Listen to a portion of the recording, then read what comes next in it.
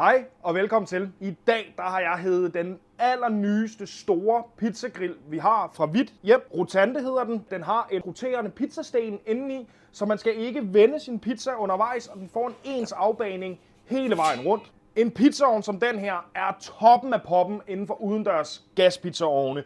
Det vil sige, at du kan komme langt over 450 grader, så du kan lave alle typer af pizza på sådan en her. Lige fra klassisk pizzeria-pizza over i New Yorker-style til napolitanske pizzaer. Herover der styrer du brandringen, som kører i en halvmåneform inden i den.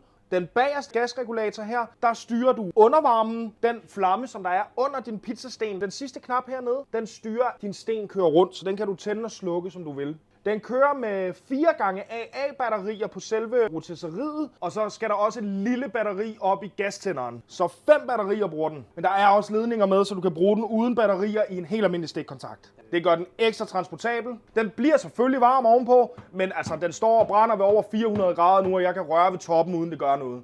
Så det eneste, du skal bruge, når du har købt sådan en bandit her for at komme i gang, det er en gasslange, en regulator og 5 batterier, hvis du ikke vil bruge den i stikkontakt. Hvem kunne du godt tænke dig at invitere på pizzafest hjemme i baghaven? Lad mig høre ned i kommentarspaltet her. Og så husk, hos H.V. Larsen, der er der gas på drengen og ikke noget varm luft.